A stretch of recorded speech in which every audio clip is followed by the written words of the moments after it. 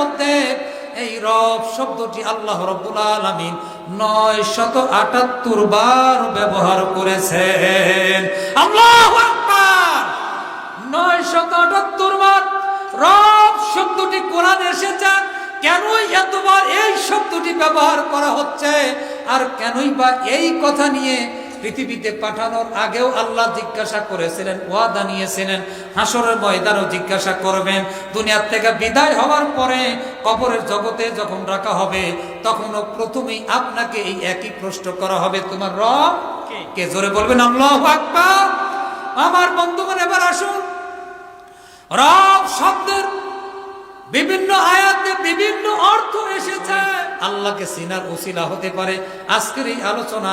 আমাদের এখানে বসাটা যদি একজন লোকেরও হুঁশ ফিরে যায়, রবকে যদি চিনতে পারি, আল্লাহ তাআলা যদি আমাদেরকে হেদায়েত নসিব করেন, এই লক্ষ লক্ষ টাকা খরচ করে বক্তা আনা, মাহফিল করা, সব কিছু আমাদের সার্থক হয়ে যাবে। ঠিক না ভাই? ঠিক জোরে বলেন।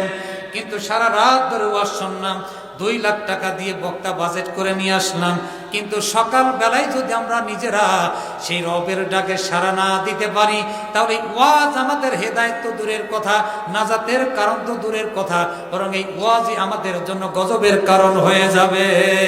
ধরে বলেন ঠিক না? এজন্য ভাইরা আমার খুব মনোযোগী হন। তাহলে রব শব্দের বিভিন্ন অর্থ কোরআনুল কারীমে এসেছে। আমি স্বাভাবিকভাবে বলছি, ভালো করে শোনেন। রব মানে হলো প্রভু, রব মানে পালন কর্তা, রব মানে লালন কর্তা, রব মানে হলো মালিক, রব মানে আইনদাতা, রব মানে বিধানদাতা, রব মানে সৃষ্টিকর্তা, রব মানে বিন্যাসকারী, সৌন্দর্য মণ্ডিত যিনি করেন, বিন্যাসকারী, সৌন্দর্য মণ্ডিত যিনি করেন, সুন্দর করে সৃজনকারী। এভাবে অনেকগুলি অর্থ কোরআনুল কারীমের মধ্যে আল্লাহ তাআলা বিভিন্ন আয়াতে রবের অর্থ করেছেন। সুবহানাল্লাহ, জোরে বলুন। আমি আপনাদের সম্মুখে তেলাওয়াত করেছি পবিত্র কোরআনুল কারীমের সূরা আরাফ 7 নম্বর সূরার 172 নম্বর আয়াত। এই আয়াতের মধ্যে আল্লাহ রাব্বুল আলামিন পৃথিবীর মানুষদেরকে নিয়ে এত চমৎকার কথা বলেছেন এবং এতটাই গুরুত্বপূর্ণ বিষয় এখানে আলোচিত হয়েছে, যেই সম্পর্কে আমি মনে করি আজকের এই পৃথিবীর মানুষদের জানা প্রত্যেকটার জন্য সবচাইতে বেশি জরুরি। আপনারা মনে করবেন যে হুজুর যে আয়াত পড়ছে, আমাদের মসজিদের বা মহল্লার ইমাম সাহেবেরা, আমাদের মিলাদ করার হুজুরেরা মিলাদে বসলেই এই কথা বলে, এই কথা বলে এবং আপনারা শোনেন, কিন্তু এই কথার তাৎপর্য আজও পর্যন্ত কেউই বুঝতে পারি নাই। এজন্য একটু খেয়াল করুন এবং মনোযোগের সাথে আল্লাহর কোরআন বোঝার চেষ্টা করি। রাজি আছি তো ভাইরা? জোরে বলেন রাজি আছি। আল্লাহ আমাদের কবুল করেন, জোরে বলেন আল্লাহুম্মা আমিন। সম্মানিত ভাইরা, খুব মনোযোগের সাথে কথা বলি, বোঝার জন্য দিল থেকে বুঝবেন। আল্লাহ রাব্বুল আলামিন এখানে যে বিষয়গুলি তুলে ধরেছেন পৃথিবীতে আসার আগে এবং পরের কথা, আমার ভাইরা, আল্লাহ তাআলা আমাদেরকে বলছেন, ওয়া ইযা আখাযা রাব্বুকা মিন বানি আদামা মিন যুহুরিহিম যুররিয়াতাহুম ওয়া আশহাদাহুম আলা আনফুসিহিম। চিৎকার মেরে বলেন আল্লাহু আকবার। ও আমার বন্ধুগণ, আল্লাহ বলছেন, নবী আপনি স্মরণ করুন ওই সময়ের কথা যখন আপনার রব আদম আলাইহিস সালামের পৃষ্ঠদেশে তার হাতকে রাখলেন। আল্লাহ তাআলা আদম আলাইহিস সালামের পৃষ্ঠদেশ থেকে তার বনি আদম অর্থাৎ পৃথিবীতে আদম সন্তান যারা আসবে কিয়ামত পর্যন্ত অল্প কথাই বুঝবেন। এই তাফসীর করা 2-4-5 ঘন্টা নয়, 2-4-5 দিন কমপক্ষে এখানে বসে যদি আলোচনা করি, তবেই না এর তাৎপর্য এবং মর্মার্থ সকলকে সহজে বোঝানো সম্ভব হবে। এজন্য মনোযোগী না হলে আপনাদের কষ্ট হবে। আল্লাহর কসম করে বলছি, শুরুতেই আমি যা বলি শুধু আল্লাহর সন্তুষ্টির জন্য, শুধুমাত্র হেদায়েতের উদ্দেশ্যে এবং নিজের কল্যাণ কামনার্থে।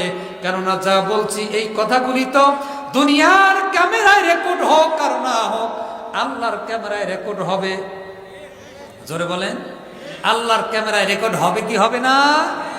সেদিন এই ক্যামেরাগুলি দেখিয়ে যদি আল্লাহ আমাদেরকে ফাঁসিয়ে দেন, সম্ভব, খুবই সহজ। আর আমরা যেই রাস্তায় হাঁটছি, আল্লাহকে ফাঁসানো লাগবে না, আল্লাহ নিজে ফাঁসাইতে আসবে না, আমরা নিজেরাই নিজেদের দড়ি গলায়, ফাঁসির দড়ি রশি নিজের গলায় পরিয়েই নিয়েছি। জোরে বলেন, বুঝলে বুঝপাতা, না বুঝলে ও ডায়লগ সকলেই জানে। ওই যে ভাইরাল, এই জন্য সকলেই জানে। আসুন আমার মেয়েরা খুব খেয়াল করেন, বনি আদম আলাইহিস সালামের যত সন্তান পৃথিবীতে আসবেন, হযরত আদম আলাইহিস সালাম থেকে শুরু করে কিয়ামতের পূর্ব মুহূর্ত পর্যন্ত পৃথিবীতে যিনি সর্বশেষে আসবেন, এই মানুষটা পর্যন্ত যত লক্ষ কোটি কোটি মানুষ পৃথিবীতে আসবে, সকলেই কার সন্তান? জোরে বলেন, হযরত আদম আলাইহিস সালামের সন্তান।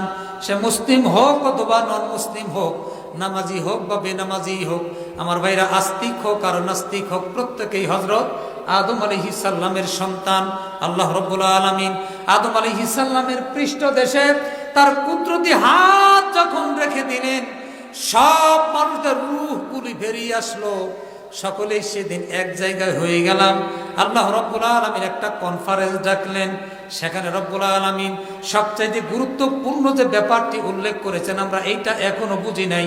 আল্লাহ বলছেন, ওয়া আশহাদাহুম আলা আনফুসিহিম, আমি তাদের নিজেদেরকে নিজেদের উপরে সাক্ষী বানালাম। এই কথা কি বোঝেন? আমি তাদেরকে তাদের উপরে সাক্ষী বানালাম। আমি বক্তা, আল্লাহ রাব্বুল আলামিন যদি আমাকে সাক্ষী বানিয়ে হাসরের ময়দানে আমার ব্যাপারে সাক্ষ্য গ্রহণ করে, আমার কদম সামনে বাড়ানোর কোনো সুযোগ থাকবে কি? কথাটা মর্মার্থ অনেক গভীরের, ভালো করে বোঝেন। আল্লাহ রাব্বুল আলামিন আমাদেরকে আমাদের উপরেই, আমাদের নিজেদেরকে নিজেদের উপরে সাক্ষী বানিয়ে এরপরে বললেন যে আলাস্তু বিরব্বিকুম, আমি কি তোমাদের রব নই? আমি কি তোমাদের প্রভু বা পালন কর্তা নই? সেদিন প্রত্যেকেই এক বাক্যে জবাব দিয়েছিলাম, কলু বালা, হ্যাঁ আপনি আমাদের রব, এ কথার মধ্যে কোনো সন্দেহ নাই। শুধু তাই নয়, শাহিদনা, এবং আমরা এই কথার উপরে সাক্ষীও থাকলাম। সুবহানাল্লাহ, জোরে বলবেন না? আমার বন্ধুগণ, অত্যন্ত যুগোপযোগী এবং জীবনের সবচেয়ে গুরুত্বপূর্ণ পয়েন্ট এইখানে রয়ে গেছে। আমাদের জীবনে হেদায়েত কামনার জন্য, নিজেদের জীবনকে পরিবর্তনের জন্য, নিজের বিবেক এবং জ্ঞানকে ফিরিয়ে আনার জন্য এখানে দারুণ পয়েন্ট রয়ে গেছে। সুতরাং একটু খেয়াল করে ধৈর্যের সাথে অল্প সময় বসেন, আমি আপনাদের বোঝানোর চেষ্টা করছি। আল্লাহ রাব্বুল আলামিন আমাদেরকে আমাদের উপরই সাক্ষী বানালেন, এরপরে বললেন যে আমি কি তোমাদের রব বা প্রভু বা পালন কর্তা নই? প্রত্যেকটা মানুষ সেদিন এক বাক্যে জবাব দিলেন, কলু বালা, হ্যাঁ আপনি হলেন আমাদের রব, আপনি হলেন আমাদের প্রভু, এ কথার উপরে কোনো সন্দেহ নাই। শুধু তাই নয়, শাহিদনা, এই যে আপনি আমাদেরকে সাক্ষী বানালেন আমাদের উপরেই, আমরা এই কথার উপরে সাক্ষী থাকলাম, আপনি যে রব, কোনো সন্দেহ নাই। সুবহানাল্লাহ, জোরে বলেন। ও আমার বন্ধুগণ, কিন্তু এটা কেন? যখন আমরা পৃথিবীতে আসি নাই, রূহের সেই জগতে আল্লাহ সব মানুষদেরকে ডেকে একসাথে করে এই কথার ওয়াদা নিলেন, আমাদের কাছ থেকে ওয়াদা নিলেন, আর আমরা ওয়াদাবদ্ধ হয়ে প্রতিশ্রুতি আল্লাহর কাছে দিয়ে তারপরে পৃথিবীতে আসলাম। কথাটা খুব গভীরের, চিন্তা করেন। আল্লাহ কেন এই ওয়াদা বা প্রতিশ্রুতি নিলেন?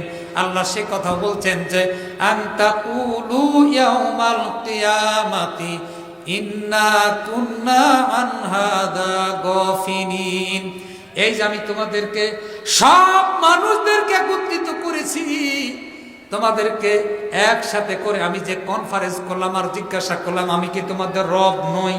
তোমরা নিজেরা সাক্ষী হলে এবং ওয়াদা করলে, হ্যাঁ আপনি হলেন আমাদের রব, কোনো সন্দেহ নাই।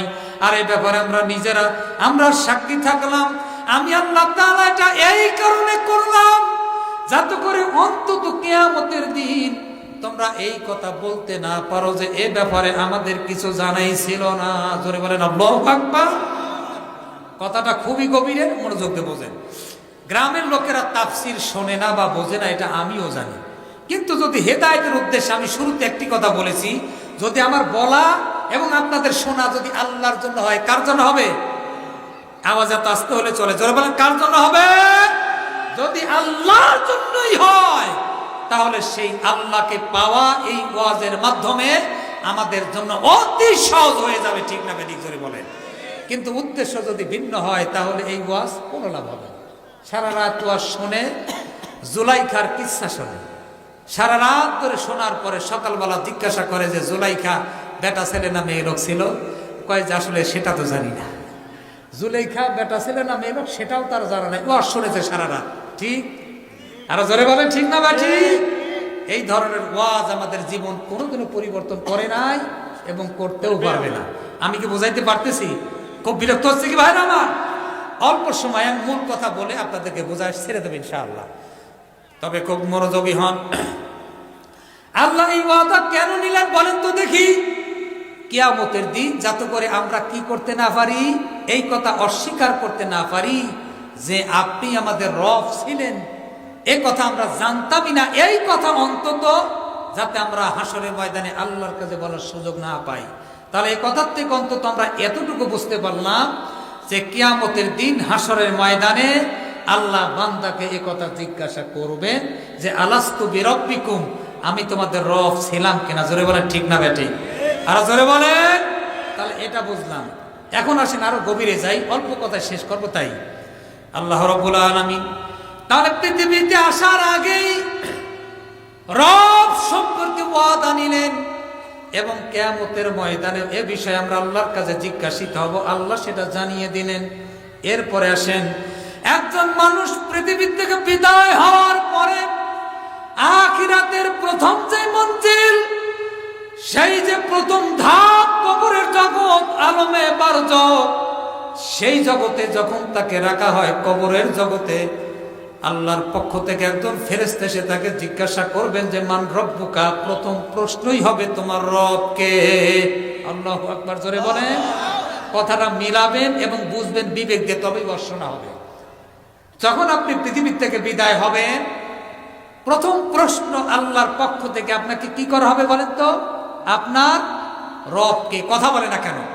আপনার রবকে, তোমার রবকে ছিলেন। তাহলে খুব গভীরভাবে কথাটা বোঝা খুবই জরুরি যে পৃথিবীতে যখন আসি নাই তখন এই রব সম্পর্কে আল্লাহ আমাদের কাছ থেকে কি নিয়েছেন? ওয়াদা নিয়েছেন। আমরা ওয়াদা দিয়ে পৃথিবীতে এসেছি। কথা কি ক্লিয়ার? এরপরে আল্লাহ এই আয়াত থেকে আমরা এই কথাও জানতে পারলাম যে কিয়ামতের দিন আল্লাহ রব সম্পর্কে আমাদেরকে জিজ্ঞাসা করবেন। কথা ঠিক? জোরে বলেন ঠিক না বেঠিক? এরপরে যখন আপনাকে দুনিয়া থেকে বিদায় দেওয়া হবে, শেষ বিদায়, এই যে আজকে দুনিয়া কামানোর জন্য আমরা সকলেই এত ব্যতিব্যস্ত, দুনিয়ার মোহে চাকচিক্যে আখিরাতকে ভুলে গিয়ে নিজের ঠিকানাকে জাহান্নামের দিকে নিয়ে যাচ্ছি। এই দুনিয়ার জীবন যখন শেষ হবে, কবরে রাখার সাথে সাথেই প্রথম যেই প্রশ্ন আল্লাহর পক্ষ থেকে হবে সেটা হবে কি? তোমার রব কে? জোরে বলবেন আল্লাহু আকবার। তাহলে রবের সাথে আমাদের কানেকশন, রবকে তাকে জানা এবং মানা, রবের সাথে যদি আমাদের জীবনের দুনিয়ার জিন্দেগিতে সম্পর্ক যদি সঠিক না হয়, আল্লাহর কসম, বক্তা হয়, শ্রোতা হয়, কমিটি হয়, আলেম হয়, পীর হয়, নেতা হয়, রাজা বা বাচ্চা হয়, আল্লাহর দরবারে জবাব দেওয়া কঠিন হয়ে যাবে। ঠিক না ব্যাঠিক জোরে বলে? আমাদের রব যদি দুনিয়াই হয়ে যায়, আমাদের রব যদি আমাদের দল, আমাদের দুনিয়া কামানো, আমার নফস যদি আমার রবের ভূমিকা পালন করে, আল্লাহর ফেরেশতা যখন জিজ্ঞাসা করবে এবার রব্বুকা, যখনই জিজ্ঞাসা করবে আপনি উত্তর যদি দেন আমার রব ছিলেন আল্লাহ, ফেরেশতা হাড্ডি গুড্ডি রাখবে? কথা বুঝে বলেন, রাখবে কি? সারা দিন, সারা দুনিয়ায়, সারা জীবন দুনিয়াতে রব মেনেছো তোমার নেতারে, রব মেনেছো তোমার নফসকে। নফস যা বলেছে, তাফসীর মাহফিল ছেড়ে দোকানপাটে আড্ডাখানায় তুমি ছিলে, কে বলেছে? নফস। কে বলেছে? তোমার নফস তোমাকে সেখানে টেনেছে, তুমি আল্লাহকে রব বলে মানো নাই। তোমার নফস তোমাকে বলেছে দুনিয়া কামানোর জন্য তুমি সেই দুনিয়ার পিছে সারা জীবন ঘুরেছো। তুমি কবরে গিয়ে যখন বলবে আল্লাহ আমার রব, আর আল্লাহ এটা মেনে নিবেন? বুঝে বলেন না মেনে নিবেন? আমি সহজ করে একটু উদাহরণ মাত্র দেই। আমাদের দেশের রাজনৈতিক দলগুলির কথা, কারো পক্ষের বিপক্ষে সেটা বলছি না। ধরেন আমাদের দেশে কোনো একজন লোক কোনো একটি দল করেন, যে কোনো দলই হোক করেন, সারাদিন সেই দলের পক্ষে তিনি স্লোগান দিলেন, মিছিল করলেন, আন্দোলন করলেন, সেই দলের টাকাও খেলেন, চা বিস্কুট টানাটানি তো আছেই। জোরে বলে ঠিক না? আমাদের দেশে তো এক প্যাকেট এই বাংলা বিড়ি দিলেও আমাদের বিবেক বিক্রি হয়ে যায়। কথা জোরে বলেন। এক প্যাকেট বিড়ির কাছে যেই জাতির বিক্রি আপনার জ্ঞান, বিবেক এবং ভবিষ্যৎকে বিক্রি করে দিতে পারে, সেই জাতির কপালে কখনো ভালো কোনো কিছু আশা করা মোটেও সম্ভব নয়। ঠিক না? ব্যানিক জোরে বলেন। আপনার এই আকল, এই বিবেকের কারণ, এই কারণেই পৃথিবীর মধ্যে আল্লাহ তাআলা আপনাকে সর্বশ্রেষ্ঠ জাতি মানুষ হিসাবে সৃষ্টি করেছেন। সুবহানাল্লাহ, জোরে বলুন। সেই বিবেক আর সেই আকল যদি আপনার এক প্যাকেটে বাংলা দুর্গন্ধময় বিড়ি তার কাছে যদি বিক্রি হয়ে যায়, তাহলে এই বিবেক নিয়ে আল্লাহর কাছে নাজাত পাওয়া যাবে কি? বুঝে জোরে বলেন না, যাবে কি? বিড়ির যে স্বাদ, আমি অবাক হয়ে যাই। শুনছেন, আপনারা আমার চেয়ে আরো বেশি ভালো জানে, গ্রামের লোকেরা এগুলি বেশি করে। শিক্ষিত লোকেরা ধূমপান করে না এটা একেবারেই বলা ঠিক হবে না, তবে তারা কম করে। আমি ভালো করে বলছি, খুব খেয়াল করেন, মিলাই নিবেন আমার কথা। শিক্ষিত মানুষেরা ধূমপান করে, তবে সেই সংখ্যাটা তুলনামূলক কম, তবে করে না সে কথা ঠিক না। জোরে বলেন। যারা শিক্ষিত তারা দামি লোক তো এই জন্য দামিটা খায়, ব্যঞ্জন খায়, জোরে কয় না, তবে সংখ্যায় কম। তবে শিক্ষিত লোকদের মাঝে সবচাইতে কম ধূমপান করে, বরং হাজারে দুই একজন খুঁজে পাওয়া যাবে যেই পেশাজীবীর লোকেরা, তাদের মাঝে হলো ডাক্তারেরা। কারা বলুন তো? আমার কথা যদি বিশ্বাস না হয় তল্লাশি করবেন সমাজে। আপনার এই এলাকায় প্রত্যেক, সারা দেশের একটা অনুসন্ধান আপনি করেন, দেখবেন মিলে যাবে। ডাক্তারেরা ধূমপান করে, পেশাজীবী যত মানুষ দুনিয়াতে আছে তাদের মধ্যে ধূমপাই সবচেয়ে কম। কারা? জোরে বলেন। ডাক্তারেরা। কেন বলেন তো এইটা? কেননা এর ভয়াবহ ক্ষতিকারক দিকটা এটা ডাক্তারেরা দুনিয়ার সকল মানুষের চেয়ে বেশি ভালো জানে। জোরে বলেন ঠিক না বেঠি? আরো 15 বছর আগের সমীক্ষা অনুযায়ী বলছি, বাংলাদেশে না সারা দুনিয়াতে প্রত্যেক বছরে গড়ে 10 লক্ষের বেশি মানুষ মারা যায় শুধুমাত্র ধূমপানের কারণে। সুবহানাল্লাহ বলবেন, জোরে বলেন। কি বলবেন? নাউযুবিল্লাহ, আস্তাগফিরুল্লাহ বলেন। 10 লক্ষের বেশি। আরো 10 বছর আগের সমীক্ষা, 10 থেকে 15 বছর আগের সমীক্ষা অনুযায়ী। এখন তো সেই সংখ্যাটা বাড়তে বাড়তে কত লক্ষে দাঁড়িয়েছে আল্লাহই ভালো জানে। তাহলে 10 লক্ষের বেশি মানুষই যদি মারা যায় শুধু ধূমপানের কারণে, তাহলে এটা খুবই সওয়াবের কাজ নিশ্চয়ই। কথা কন না? সকাল সন্ধ্যায় টানি তো, তাই কথা বলেন। জোরে বলেন ঠিক না? কি জন্য কথা বলছি?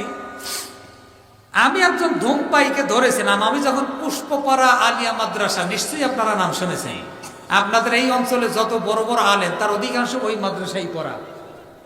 অনেকেই আছে এরকম, না ভাই? আমি সেখানে ছাত্র ছিলাম। আমি তো বললাম ওই যে ছাত্র জীবন থেকে আমি এই রাস্তায় ওয়াজের ময়দানে পুষ্পপাড়া বাজারে দেখি আমাদের এক ভাই, পরিচিত এবং মহব্বতের লোক, ওয়াজ শুনতেছে মোবাইলে। যে বক্তারই হোক, আমি তার নাম না বলি, ওয়াজ শুনতেছেন আর ধূমপান করতেন, আস্থা টানা টানতেছেন। আমি বললাম, ভাই তুমি ওয়াজও শোনো আবার বিড়িও টানো? কয় হুজুর দুইটাই মজা লাগে। চিন্তা করেছেন? কন্যা নাউজুবিল্লাহ। ওয়াজ শুনতেও ভালো লাগে, আবার বিড়ি টানতে সেটাও নাকি মজা লাগে। কিরকম মজার মজা! অনেকেই তো কথা বলেই ফেলেছে, এখানেও 2-4 এরকম লোক হয়তো পাওয়াই যাবে। কয় হুজুর আপনি বুঝবেনটা কি? বিড়ির প্রতি টানে আধা কেজি দুধের কাম করে। আছেন এরকম লোক বলার মতো? আপনাদের উল্লাপাড়াতে নাই কেন? উল্লাপাড়া খান সাহেবের এলাকা। আমি বিশ্বাস করি এলাকার লোকেরা সকলেই আল্লাহওয়ালা। যারা ভালো ঠিক না, তারপরে 2-4 এরকম বাঙালি আছে। কথা কন না রে ভাই, আছে আছে। সমাজের সবচাইতে নিকৃষ্ট, নির্লজ্জ এবং মূর্খ যে না সে নিজেকে জানে, আর না সে তার রবকে জানে। জোরে বলেন ঠিক না ভাই ঠিক? ধূমপান করার কারণে প্রত্যেক বছর লক্ষ লক্ষ মানুষ মারা যায়। আর এই বাঙালি অশিক্ষিত বলে যে ধূমপান বিড়ির প্রত্যেক টানে 1 কেজি আধা কেজি দুধের কাম করে। সি সি সি, এর চাইতে নিকৃষ্ট, নির্লজ্জ কথা, মূর্খতা সুলভ কথা পৃথিবীতে আর হতে পারে না। জোরে বলেন ঠিক না ভাই ঠিক?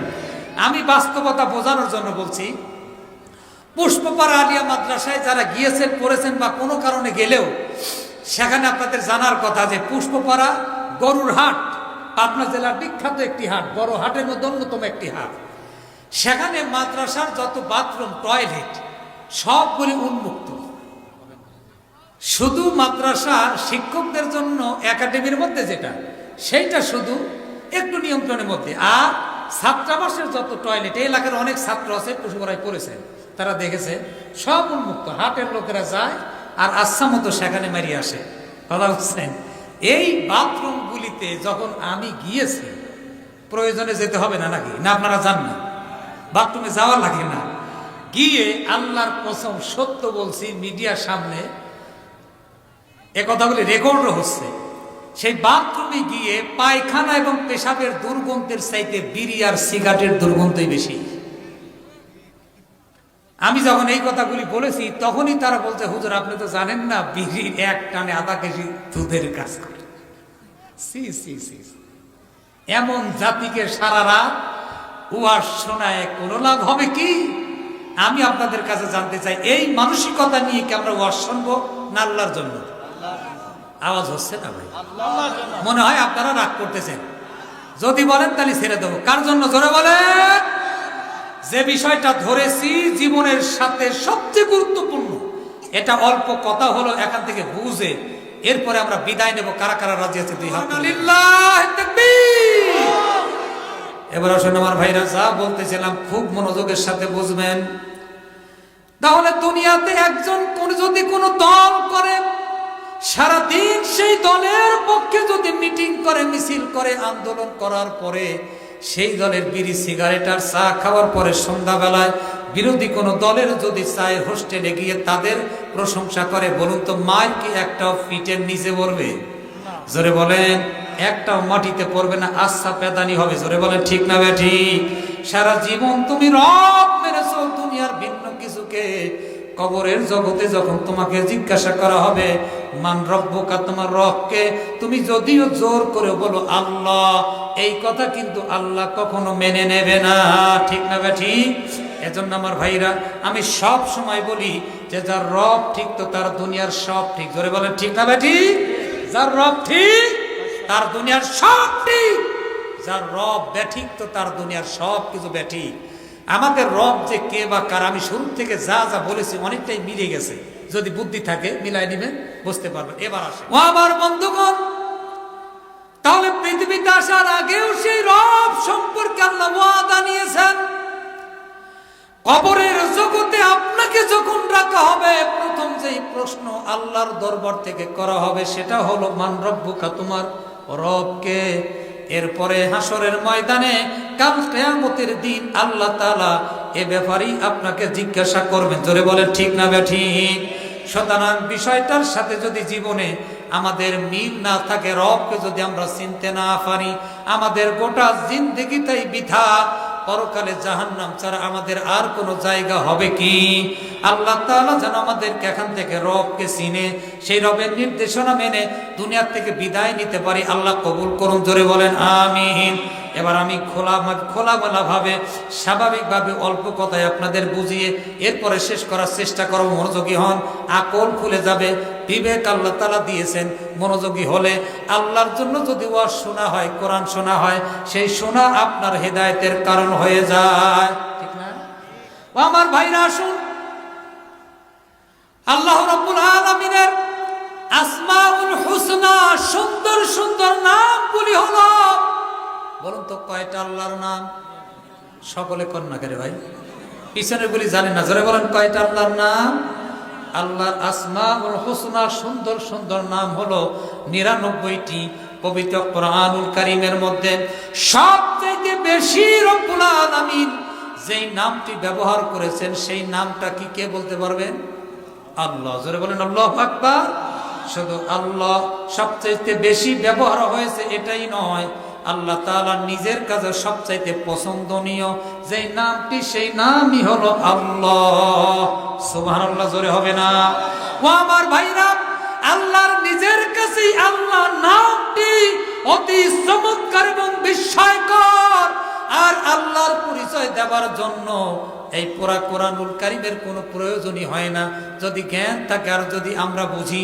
আল্লাহ তাআলার নামের মধ্যে যেই 4টা হরফ 4টা অক্ষর রয়েছে, আল্লাহর এই নামটাই আল্লাহ তাআলার পরিচয় বহন করে।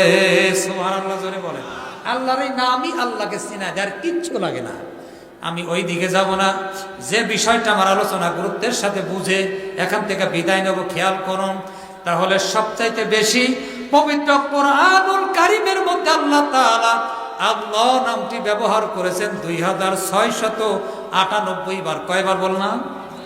2698 বার। কথাগুলি মনে রাখবেন, সামনে কাজে লাগবে ইনশাআল্লাহ।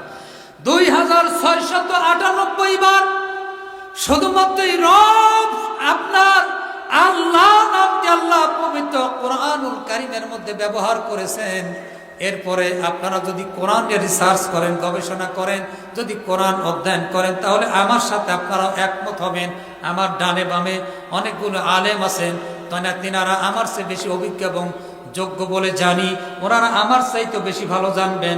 এরপরে আল্লাহ সবচাইতে বেশি যে নামটি কোরআনুল কারীমের মধ্যে ব্যবহার করেছেন, সেই নামটাই হলো রব। জোরে বলবেন না সুবহানাল্লাহ। গোটা কোরআনুল কারীমের মধ্যে এই রব শব্দটি আল্লাহ রাব্বুল আলামিন 978 বার ব্যবহার করেছেন। আল্লাহু আকবার। 978 বার রব শব্দটি কোরআনে এসেছে। কেন এতবার এই শব্দটি ব্যবহার করা হচ্ছে, আর কেনই বা এই কথা নিয়ে পৃথিবীতে পাঠানোর আগেও আল্লাহ জিজ্ঞাসা করেছিলেন, ওয়াদা নিয়েছিলেন, হাসরের ময়দানও জিজ্ঞাসা করবেন। দুনিয়ার থেকে বিদায় হওয়ার পরে কবরের জগতে যখন রাখা হবে, তখনও প্রথমেই আপনাকে এই একই প্রশ্ন করা হবে, তোমার রব কে? জোরে বলবেন আল্লাহু আকবার। আমার বন্ধুগণ, এবার আসুন, রব শব্দের বিভিন্ন আয়াতে বিভিন্ন অর্থ এসেছে। আমি এক একটা আয়াত তেলাওয়াত করে যদি এক একটা অর্থ করি, তাহলে সারা রাত চলে যাবে, আপনাদের কষ্ট হবে। জন্য আমি ভাঙ্গা ভাঙ্গা স্বাভাবিকভাবে আমার ভাষায় অল্প কথায় বোঝানোর চেষ্টা করছি। মনোযোগ দিয়ে শোনেন, আল্লাহকে চিনার ওসিলা হতে পারে আজকের এই আলোচনা। আমাদের এখানে বসাটা যদি একজন লোকেরও হুঁশ ফিরে যায়, রবকে যদি চিনতে পারি, আল্লাহ তাআলা যদি আমাদেরকে হেদায়েত নসিব করেন, এই লক্ষ লক্ষ টাকা খরচ করে বক্তা আনা, মাহফিল করা, সব কিছু আমাদের সার্থক হয়ে যাবে। ঠিক না ভাই? ঠিক জোরে বলেন। কিন্তু সারা রাত ধরে ওয়াজ শুনলাম, 2 লাখ টাকা দিয়ে বক্তা বাজেট করে নিয়ে আসলাম, কিন্তু সকাল বেলায় যদি আমরা নিজেরা সেই রবের ডাকে সাড়া না দিতে পারি, তাহলে ওয়াজ আমাদের হেদায়েত তো দূরের কথা, নাজাতের কারণ তো দূরের কথা, বরং এই ওয়াজই আমাদের জন্য গজবের কারণ হয়ে যাবে। জোরে বলেন ঠিক না? এজন্য ভাইরা আমার খুব মনোযোগী হন। তাহলে রব শব্দের বিভিন্ন অর্থ কোরআনুল কারীমে এসেছে। আমি স্বাভাবিকভাবে বলছি, ভালো করে শোনেন। রব মানে হলো প্রভু, রব মানে পালন কর্তা, রব মানে লালন কর্তা, রব মানে হলো মালিক, রব মানে আইনদাতা, রব মানে বিধানদাতা, রব মানে সৃষ্টিকর্তা, রব মানে বিন্যাসকারী, সৌন্দর্য মণ্ডিত যিনি করেন, বিন্যাসকারী, সৌন্দর্য মণ্ডিত যিনি করেন, সুন্দর করে সৃজনকারী। এভাবে অনেকগুলি অর্থ কোরআনুল কারীমের মধ্যে আল্লাহ তাআলা বিভিন্ন আয়াতে রবের অর্থ করেছেন। সুবহানাল্লাহ জোরে বলুন। আমি 2টা অর্থের বাহিরে যাব না, আর অনেকগুলি অর্থ আছে। আমি 2টা অর্থ নিয়ে এখান থেকে কথা বলবো অল্প সময়, এরপরে আপনাদেরকে বিদায় দেব। খুব গভীরভাবে খেয়াল করেন আমার ভাইরা। তাহলে রবের অনেকগুলি অর্থই আমরা জানলাম, এর বাহিরে আরো আছে। এবার রব কে, রব কাকে বলে, এইটা যদি আমরা না জানি আর যদি না চিনতে পারি, তাহলে আমাদের ওয়াজ শোনার কোনোই ফায়দা হবে না। ঠিক না? এবার আসুন আমার বন্ধুগণ, খুব গভীরভাবে মনোযোগের সাথে কথাটি বুঝতে হবে। রব হলেন তিনি যিনি সৃষ্টির শুরু থেকে সৃষ্টির বেড়ে ওঠার সাথে সাথে সৃষ্টির প্রয়োজন, সৃষ্টির যোগ্যতা উপযুক্ততা বিবেচনা করে সৃষ্টির বেড়ে ওঠার সাথে সাথে না চাইতে সৃষ্টির জন্য যখন যেটা প্রয়োজন, না চাইতে সকল প্রয়োজন চাহিদা যিনি পূরণ করেন, তিনি হলেন আমার রব, আর তিনি হলেন আল্লাহ। সুবহানাল্লাহ জোরে বলেন। এই একটি কথা যদি মাত্র বুঝি, তবেই আল্লাহকে চেনা সহজ হবে, আর বেশি লাগবে না। খুব মনোযোগের সাথে বোঝেন। আবারও বলছি আমি, রব হলেন তিনি যিনি সৃষ্টির শুরু থেকে সৃষ্টির বেড়ে ওঠার সাথে সাথে সৃষ্টির যোগ্যতা উপযুক্ততা বিবেচনা করে সৃষ্টির জন্য যখন যেটা প্রয়োজন, না চাইতে সকল প্রয়োজন আর চাহিদা যিনি পূরণ করেন তিনি হলেন রব, তিনি হলেন আমার আল্লাহ। সুবহানাল্লাহ, জোরে বলেন। বুঝতে পেরেছেন কেন জানি না, তবে এই কথাটা মাথায় রাখেন। সৃষ্টির বেড়ে ওঠার সাথে সাথে সৃষ্টির জন্য যখন যেটা প্রয়োজন, চাওয়া লাগে না, দরখাস্ত করা লাগে না, না চাইতে সকল প্রয়োজন পূরণ করতে পারেন একমাত্র আল্লাহ। জোরে বলেন ঠিক না? তাহলে রব মানে হলো প্রভু, রব মানে হলো পালনকারী, লালনকারী। এই একটা পয়েন্টের উপর দুই একটা কথা বলে আর একটা পয়েন্টের উপর কয়েক মিনিট কথা বলে আপনাদেরকে ছেড়ে দিব। রবকে এখান থেকে চিনি আপনাকে যেতে হবে, নতুবা আল্লাহর কাছে কিন্তু কিয়ামতের দিন জবাব দিতে পারবেন না। কবরে যখন আপনাকে রাখা হবে তখনও আল্লাহর সেই প্রশ্নের জবাব দেওয়ার কোনো দক্ষতা যোগ্যতা আমাদের থাকবে না। তোরে বলে ঠিক না বে ঠিক? ও আমার বন্ধুগণ, তাহলে সৃষ্টির যখন যেটা প্রয়োজন, না চাইতে সব প্রয়োজন যিনি পূরণ করেন। খুব গভীরভাবে মনোযোগী হবেন এবার আমার ভাইরা, বোঝানোর জন্য আমার ভাষায় বলছি। আজকের এই রাত্রে কৃষ্ণ কালো অমাবস্যার কোন রজনীতেও আটলান্টিক মহাসাগরের তলদেশে একটা প্রাণী বা পিপিলিকাও যদি খাদ্যের জন্য চিৎকার করে, দুনিয়ার কোন মানুষের কানে এই আওয়াজ পৌঁছানোর কথা নয়। দুনিয়ার কেউ শুনবে? বুঝে বলে শুনবে কি?